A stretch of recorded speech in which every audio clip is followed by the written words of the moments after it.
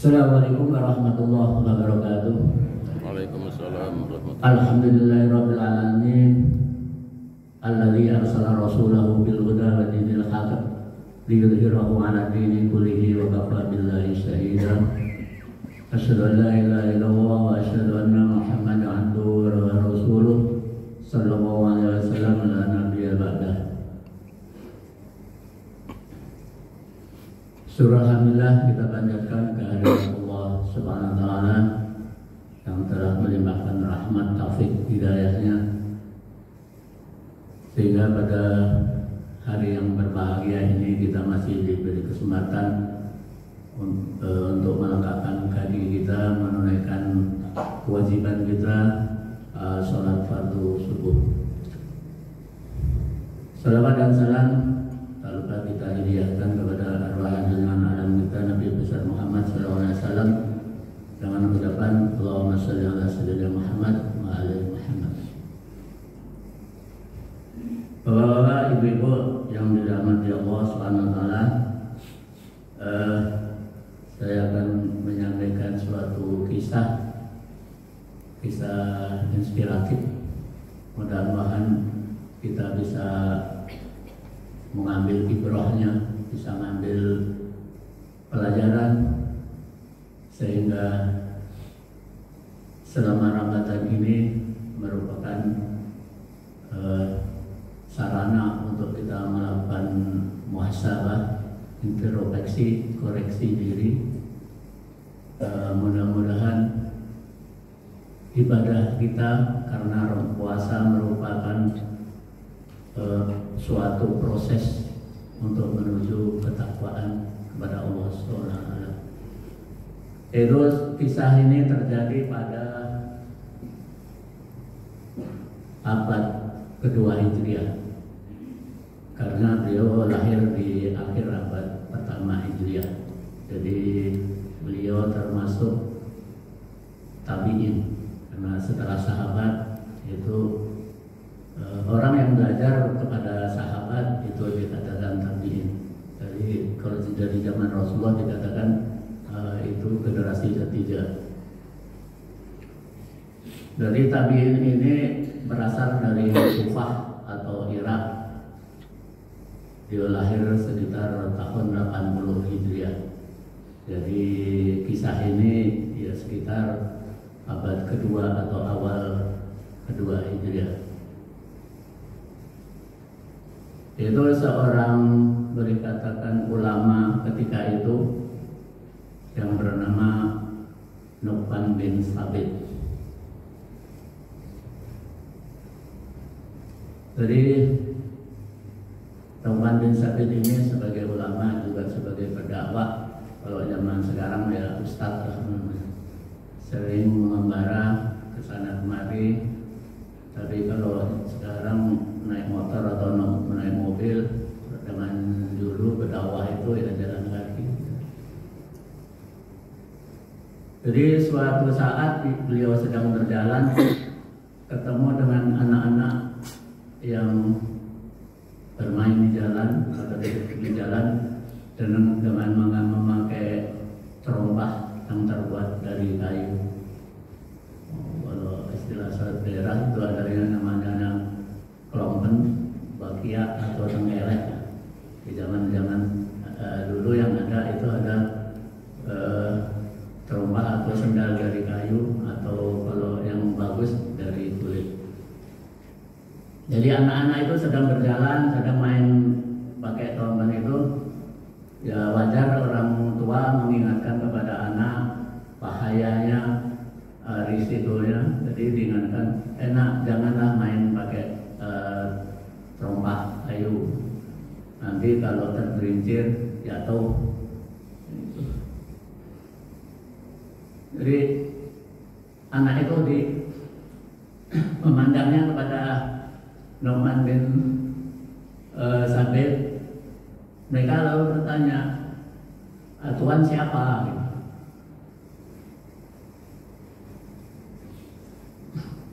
Jadi anak Nu'man langsung menjawab, nama saya Nu'man gitu. Jadi terkejut anak itu, walaupun anak-anak, namun beliau mengenal nama tapi tidak mengenal orangnya. Jadi anak itu menyebutkan, ya engkau Nu'man, Tuan Nu'man yang terkenal itu, yang bergelar Al-Imam Al-A'zam, jadi merupakan imam yang agung atau imam yang besar. Jadi kalau masjid-masjid yang masjid agung lah, provinsi atau bahkan masjid besar, itu imamnya banyak. Misalkan ada imam 10, nah salah satu ketua imam itu namanya imam besar atau imam agung. Jadi karena anak-anak itu tahu bahwa dia merupakan orang yang terkenal, mereka tersenyum, dan beliau anak-anak juga membalas menasihati. Jadi orang yang tua yang terkenal sebagai imam yang agung, imam yang besar, Al-Imam Al-A'zam, beliau ya bukan nasihat tapi mengingatkan anak-anak itu, mengingatkan, ya Tuan, engkau harus hati-hati dengan kebesaranmu, dengan keterkenalan namamu, karena terkenal dan kesombongan itu justru akan menggelincirkan kamu ke neraka. Kalau saya main trompa itu akan gelincir, ya paling jatuh sakit, hanya dunia, hanya tidak seberapa. Kalau engkau yang terkenal, yang tersohor, sampai tergelincir, engkau akan tergelincir masuk ke neraka. Jadi seorang ulama besar dengan nasihat anak kecil itu, spontanitas beliau jatuh tersungkur sujud, menangis karena nasihat anak-anak itu.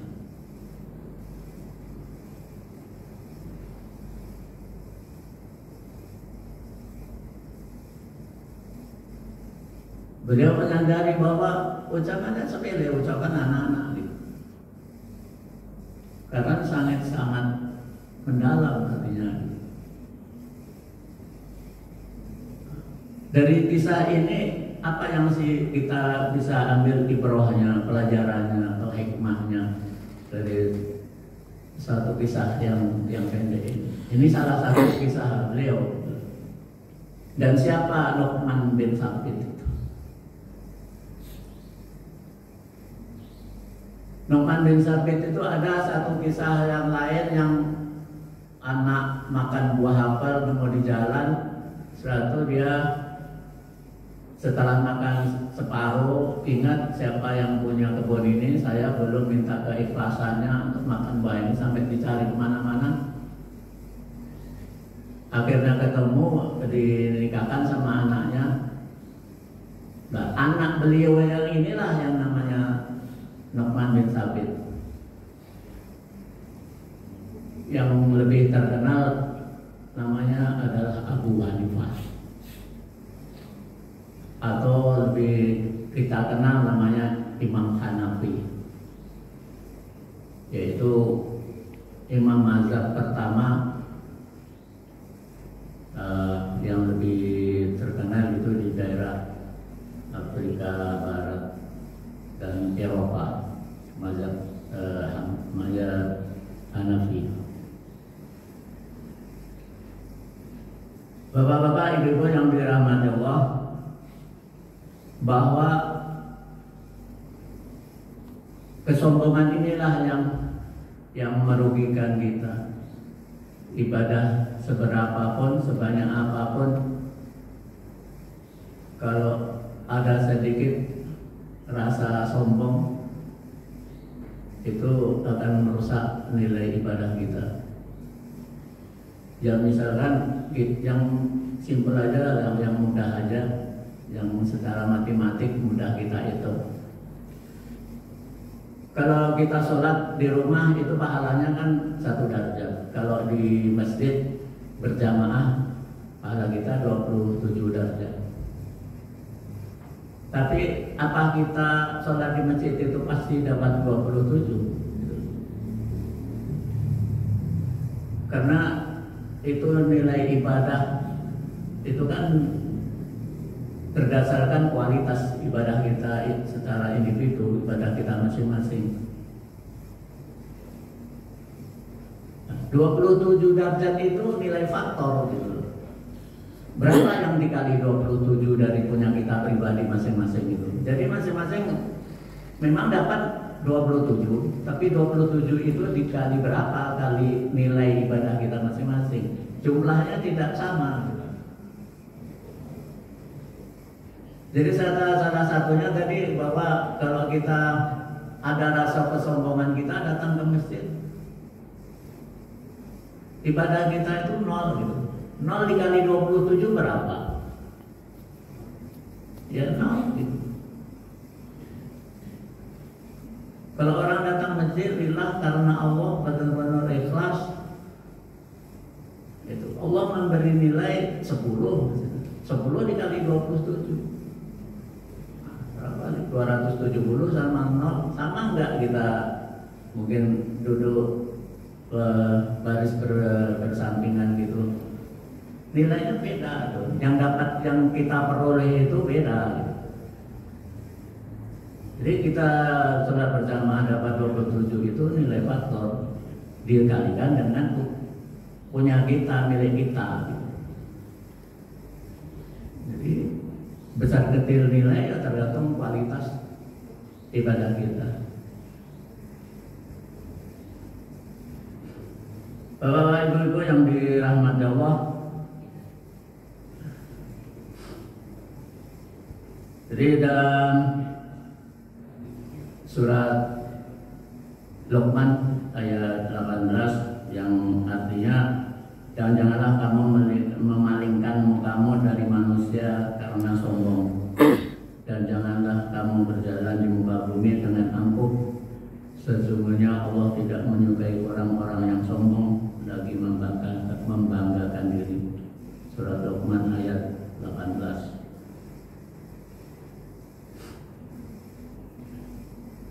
Bapak-bapak dan ibu-ibu yang dirahmati Allah, kesombongan itu macam-macam modelnya, macam-macam caranya. Kadang hal yang sepele tidak kita sadari, seperti apa yang diingatkan oleh anak-anak terhadap Nu'man bin Sabit tadi. Jadi mohon untuk dihindari, karena betapa banyak manusia yang tertipu karena popularitas, tertipu karena kedudukan atau jabatan, tertipu karena gelar, tertipu karena makom atau tempat berdiri atau posisi, tertipu karena harta yang melimpah, tertipu karena status sosial dan lain-lain.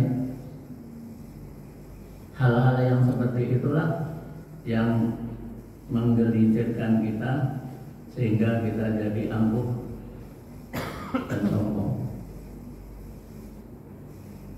Jadi apa yang harus kita sombongkan? Karena suatu pepatah mengatakan sepasang tangan yang memegangmu dikala kamu terjatuh itu lebih harus kamu percayai daripada 1000 tangan yang menyambutmu dikala engkau tiba di puncak suksesmu. Jadi kalau ada sambutan gubernur datang, orang rame-rame gitu, itu tidak ada artinya dibanding dengan pertolongan 2 tangan ketika kita terjatuh.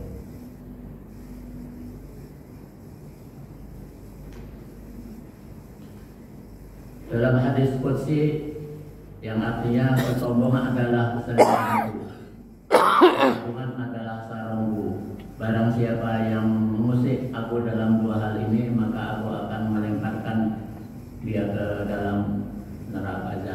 Jadi kesombongan itu adalah milik Allah. Allah yang paling sombong, maha sombong.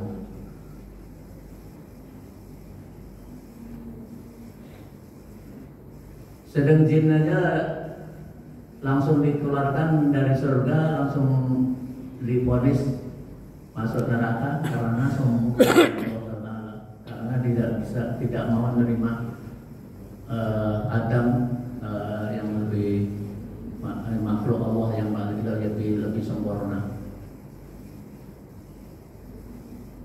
Makanya ya iblis itu langsung dilaknatullah, ya langsung dijamin masuk neraka. Padahal iblis itu hasilnya ya lebih hebat daripada malaikat, lebih pandai ilmunya daripada malaikat.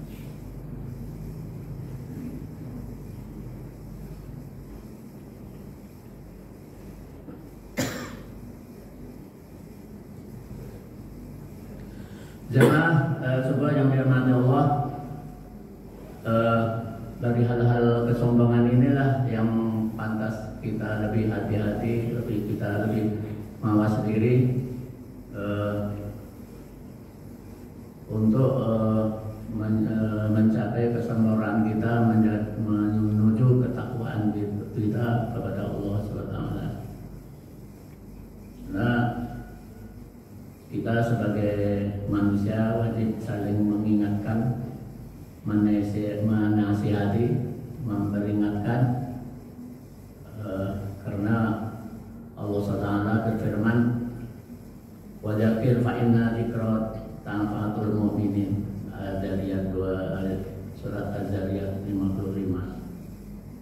Dan tetaplah memberi peringatan karena sesungguhnya peringatan itu bermanfaat bagi orang-orang yang beriman. Mungkin kisah dari Luqman hanya segitulah yang bisa saya sampaikan. Kita bukan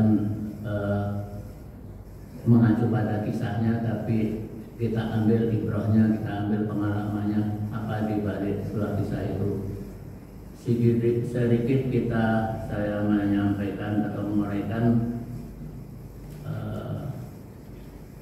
dari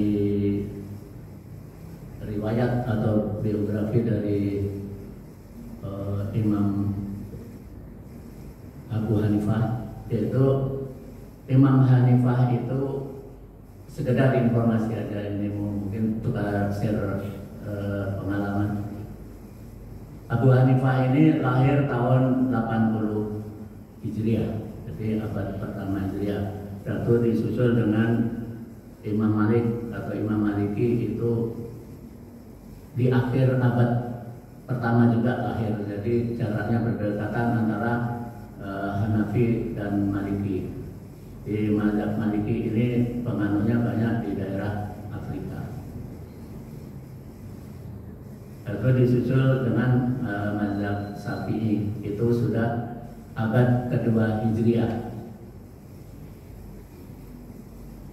Setelah itu baru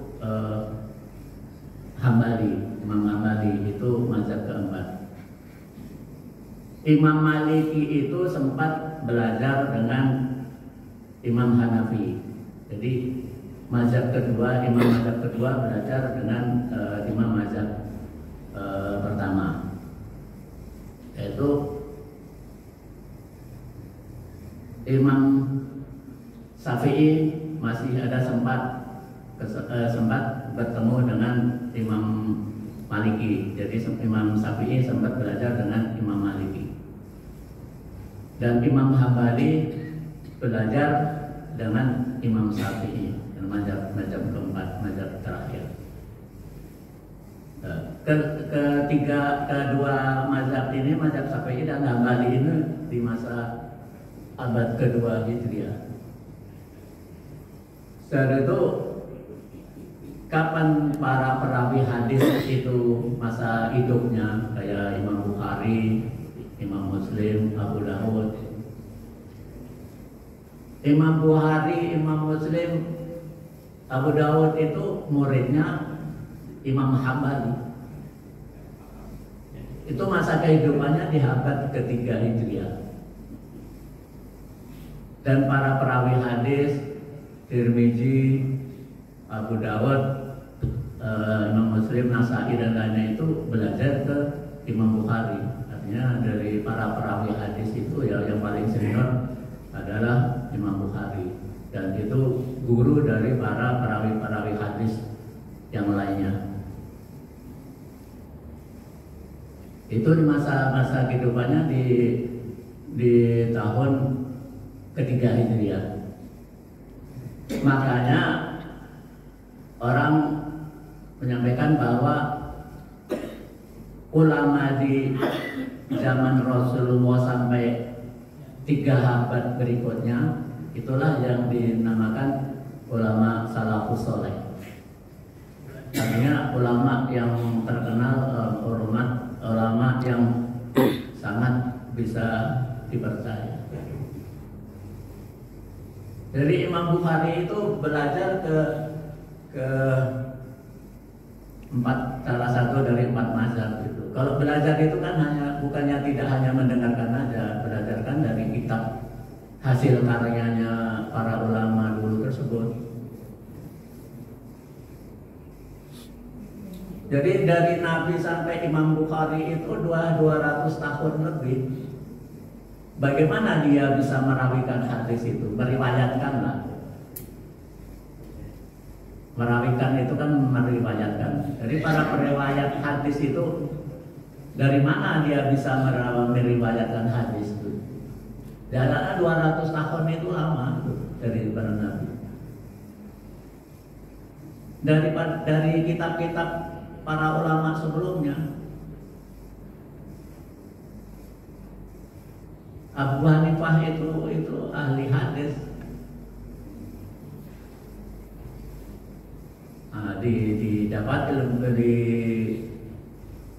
Dapat ilmunya ke Imam Maliki diteruskan ke Syafi'i, dan masing-masing ulama itu mempunyai kitab.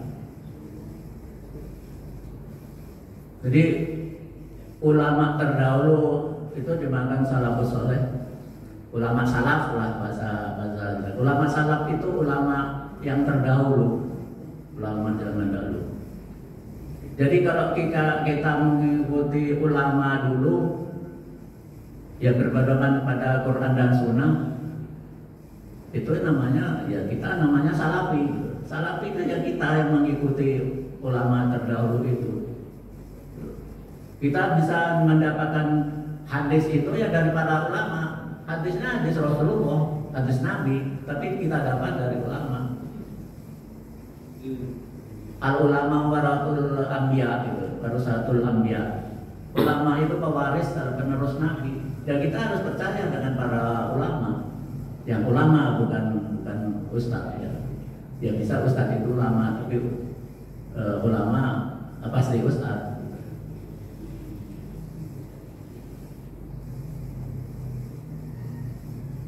Yaitu berikutnya sampai ke bawah, ya mungkin ada sebagian yang garis lurusnya ke atas itu ke Ibnu Taimiyah, ke Muhammad bin Abdullah terkenal dengan Muhammad Abdullah bin Wahab, yang terkenal dengan mazhab barunya yaitu mazhab Wahabi. Ibnu Taimiyah itu hidupnya tahun 600-an Hijriah. Jadi 600 tahun setelah Rasulullah. Dan Abdullah bin Wahab itu 1115 Hijriah lahirnya. Itu 1100 tahun atau 11 tahun. Jadi kita mengacu pada Quran dan Sunnah, tapi Quran itu sangat susah untuk kita terjemahkan, kita tafsirkan, dibantulah dengan sunnah-sunnah itu. Dan sunnah itu bisa nyampe sama kita itu ya kalau disampaikan oleh para ulama, para ustadz gitu. Yang kita harus percaya. Jangan kita mencatut ngambil dari mana, dari media sosial. Kita belajar itu harus ada guru. Barangkali itu yang bisa kita sampaikan.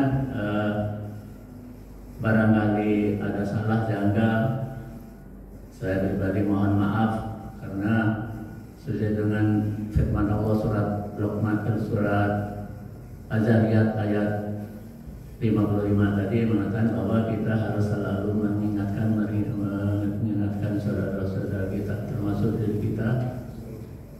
Untuk itu kami mohon yang sebesar-besarnya, kurang lebih mohon maaf. Assalamualaikum warahmatullahi wabarakatuh. Waalaikumsalam warahmatullahi wabarakatuh.